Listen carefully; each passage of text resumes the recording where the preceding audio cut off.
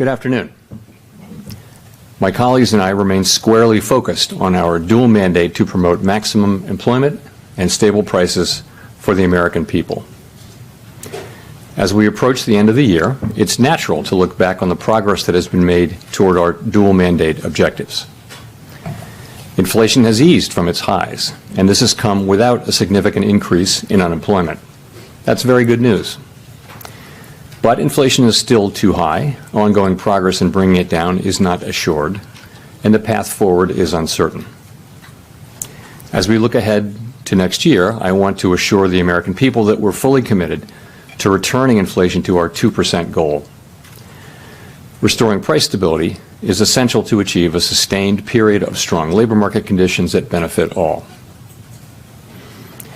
Since early last year, the FOMC has significantly tightened the stance of monetary policy. We've raised our policy interest rate by 5.25 percentage points and have continued to reduce our securities holdings at a brisk pace. Our actions have moved our policy rate well into restrictive territory, meaning that tight policy is putting downward pressure on economic activity and inflation, and the full effects of our tightening likely have not yet been felt. Today, we decided to leave our policy interest rate unchanged and to continue to reduce our securities holdings. Given how far we have come, along with the uncertainties and risks that we face, the committee is proceeding carefully. We will make decisions about the extent of any additional policy firming and how long policy will remain restrictive based on the totality of the incoming data, the evolving outlook, and the balance of risks. I will have more to say about monetary policy after briefly reviewing economic developments. Recent indicators suggest that growth of economic activity has slowed substantially from the outsized pace seen in the third quarter. Even so, GDP is on track to expand around 2.5% for the year as a whole, bolstered by strong consumer demand as well as improving supply conditions. After picking somewhat over the summer, activity in the housing sector has flattened out and remains well below the levels of a year ago, largely reflecting higher mortgage rates. Higher interest rates also appear to be weighing on business fixed investment.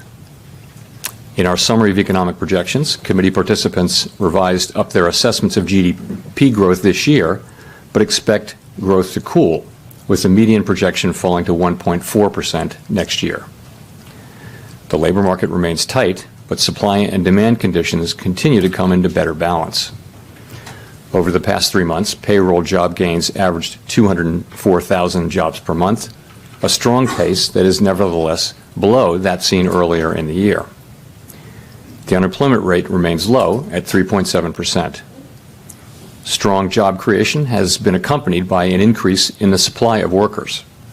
The labor force participation rate has moved up since last year, particularly for individuals aged 25 to 54 years, and immigration has returned to pre-pandemic levels. Nominal wage growth appears to be easing, and job vacancies have declined. Although the jobs to workers gap has narrowed, labor demand still exceeds the supply of available workers. FOMC participants expect the rebalancing in the labor market to continue, easing upward pressures on inflation. The median unemployment rate projection in the SEP rises somewhat from 3.8% at the end of this year to 4.1% at the end of next year. Inflation has eased over the past year, but remains above our longer-run goal of 2%. Based on the Consumer Price Index and other data, we estimate that total PCE prices rose 2.6% over the 12 months ending in November, and that, excluding the volatile food and energy categories, core PCE prices rose 3.1%. The lower inflation readings over the past several months are welcome, but we will need to see further evidence to build confidence that inflation is moving down sustainably toward our goal. Longer-term inflation expectations appear to remain well anchored, as reflected in a broad range of surveys of households, businesses, and forecasters, as well as measures from financial markets. As is evident from the SEP, we anticipate that the process of getting inflation all the way to 2% will take some time. The median projection in the SEP is 2.8% this year, falls to 2.4% next year, and reaches 2% in 2026. The Fed's monetary policy actions are guided by our mandate to promote maximum employment and stable prices for the American people. My colleagues and I are acutely aware that high inflation imposes significant hardship as it erodes purchasing power, especially for those least able to meet the higher costs of essentials like food, housing, and transportation. We're highly attentive to the risks that high inflation poses to both sides of our mandate, and we are strongly committed to returning inflation to our 2% objective. As I noted earlier, since early last year, we have raised our policy rate by 5.25 percentage points, and we have decreased our securities holdings by more than $1 trillion. Our restrictive stance of monetary policy is putting downward pressure on economic activity and inflation. The committee decided at today's meeting to maintain the target range for the federal funds rate at 5.25% to 5.5%, and to continue the process of significantly reducing our securities holdings. While we believe that our policy rate is likely at or near its peak for this tightening cycle, the economy has surprised forecasters in many ways since the pandemic, and ongoing progress toward our 2% inflation objective is not assured. We are prepared to tighten policy further if appropriate.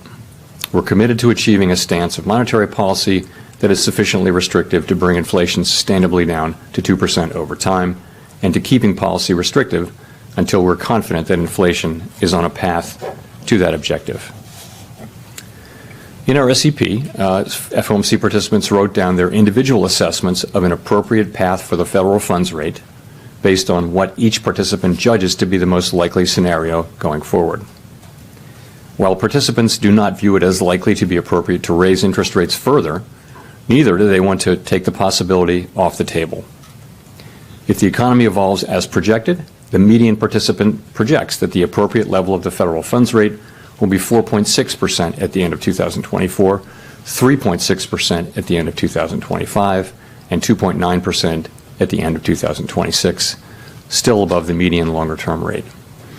These projections are not a committee decision or plan. If the economy does not evolve as projected, the path of policy will adjust as appropriate to foster our maximum employment and price stability goals. In light of the uncertainties and risks and how far we have come, the committee is proceeding carefully. We will continue to make our decisions meeting by meeting based on the totality of the incoming data and their implications for the outlook for economic activity and inflation, as well as the balance of risks. In determining the extent of any additional policy firming that may be appropriate to return inflation to 2% over time, the committee will take into account the cumulative tightening of monetary policy, the lags with which monetary policy affects economic activity and inflation, and economic and financial developments. We remain committed to bringing inflation back down to our 2% goal and to keeping longer-term inflation expectations well anchored. Restoring price stability is essential to set the stage for achieving maximum employment and stable prices over the longer run. To conclude, we understand that our actions affect communities, families, and businesses across the country. Everything we do is in service to our public mission. We at the Fed will do everything we can to achieve our maximum employment and price stability goals.